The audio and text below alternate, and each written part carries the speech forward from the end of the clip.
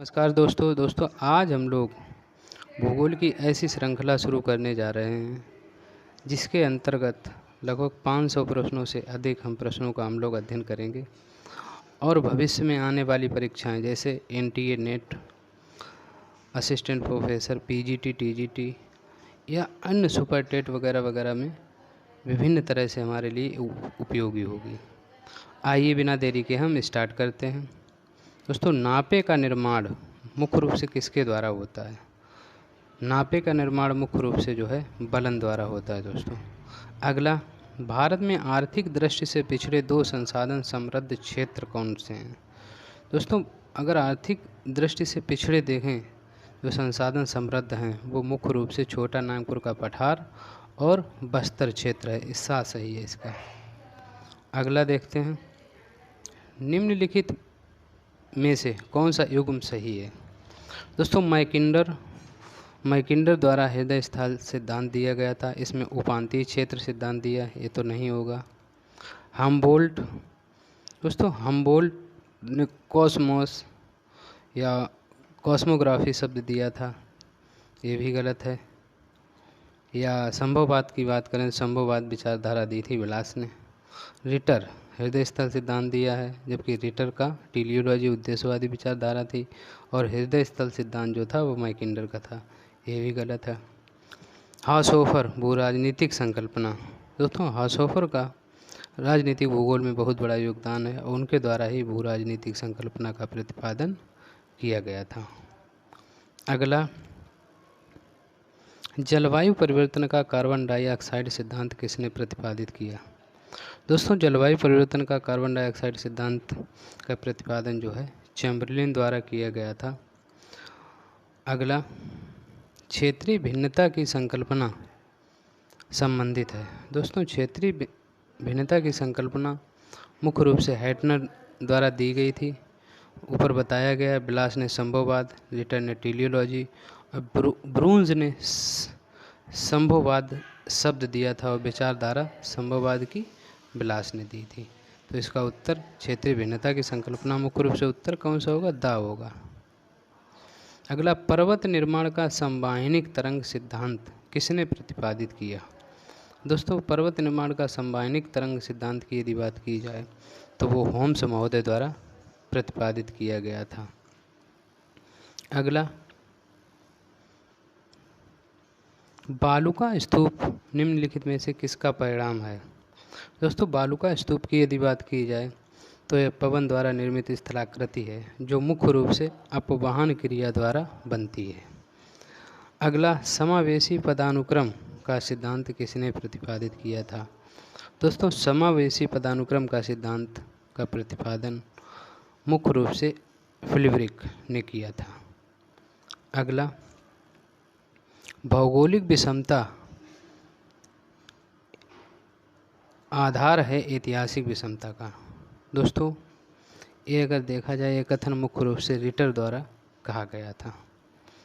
10वां प्रश्न, दोस्तों 10वां प्रश्न,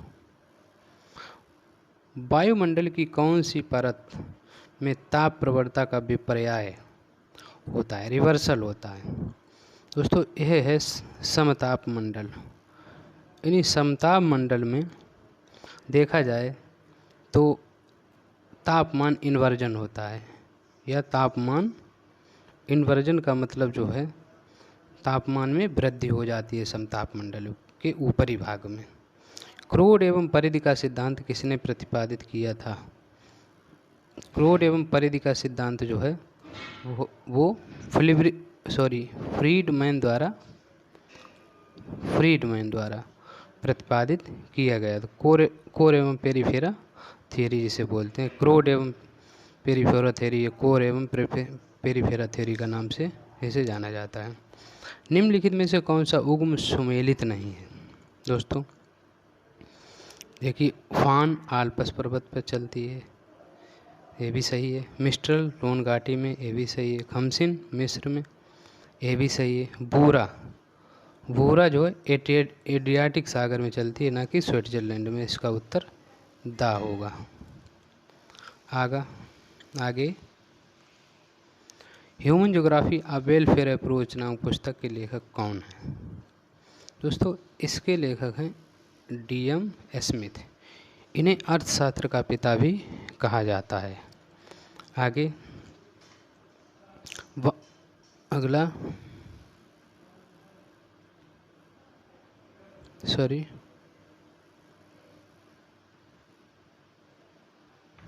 एक सेकंड। वान थ्योरन के सिद्धांत में प्रतिपादित सही युग्म भूमि उपयोग क्रम है। दोस्तों, वान थ्योरन द्वारा प्रतिपादित सबसे पहले क्या होगा? विपणन और बागवानी होगी, इसके बाद लकड़ी होगी, उत्पादन होगा, फिर गहन कृषि होगी और फिर दुग्ध उद्योग होगा। ए है आ सही है इसका। अगला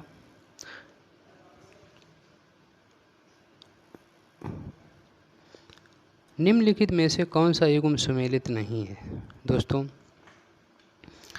यूरोपीय पार महाद्वीपीय रेल मार्ग पेरिस से वर्सा तक, ये तो सही है। अगला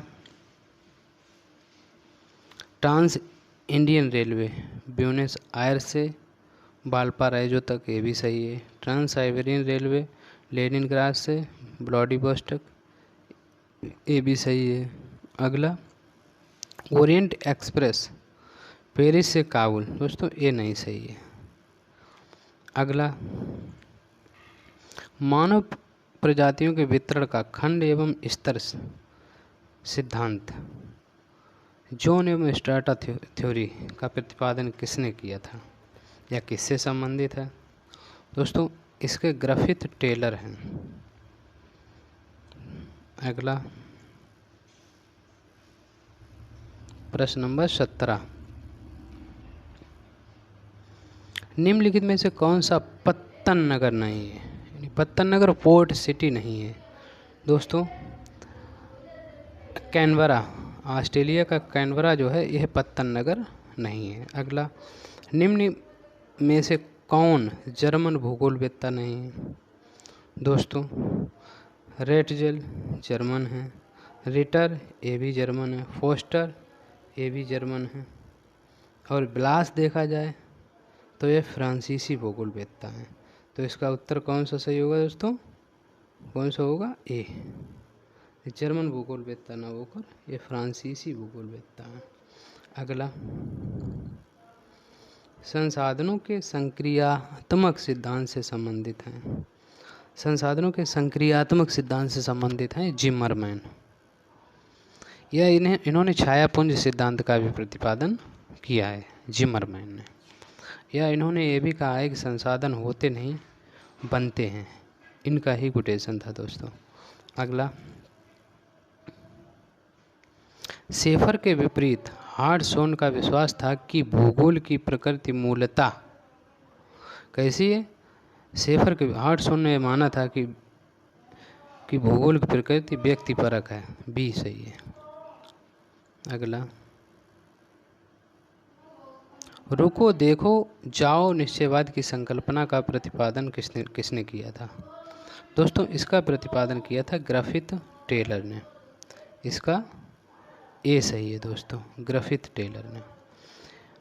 इनका मानना था कि रुको और जाओ निश्चयवाद का मतलब जो है, इन्होंने संभववाद और निश्चयवाद के बीच की कड़ी को चुना, जिसको इन्होंने मुख्य रूप से नवनिश्चयवाद का नाम दिया। और नवनिश्चयवाद का मतलब ही इन्होंने कहा रुको देखो जाओ निश्चयवाद की संकल्पना का प्रतिपादन ही नवनिश्चयवाद की कड़ी है। अगला द्वितीय पृथ्वी सम्मेलन निम्न में से कहाँ हुआ था? दोस्तों, द्वितीय पृथ्वी सम्मेलन जो है वो जोहान्सबर्ग में हुआ था। प्रथम पृथ्वी सम्मेलन कहाँ हुआ था? रियो में हुआ था, है ना। अगला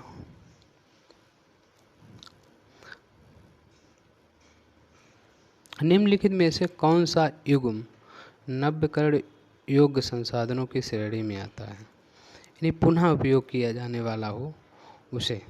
अब देखते हैं। तरंग ऊर्जा ठीक है, ये भी सही है। सौर ऊर्जा, ये भी सही है। पवन ऊर्जा, ये भी सही है। तो इसका उत्तर आ ही मिल गया दोस्तों। अब कोयला, ये तो है नहीं, ये तो नष्ट होने वाला है।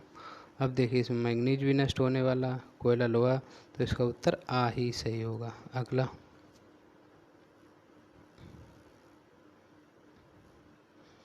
विद्वानों का एक समूह जिसने मानव पारिस्थितिकी की धारणा को संयुक्त राज्य अमेरिका में विकसित किया, सामान्यतः किस स्कूल के नाम से जाना जाता है?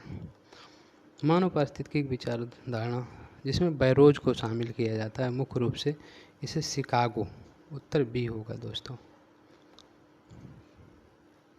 अगला,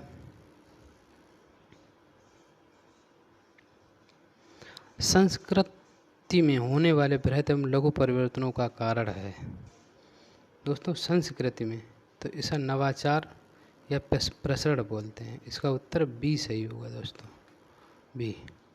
दोस्तों आज की कड़ी में इतना ही। कल पुनः फिर मुलाकात होगी अगले 25 प्रश्नों के साथ। तब तक के लिए नमस्कार।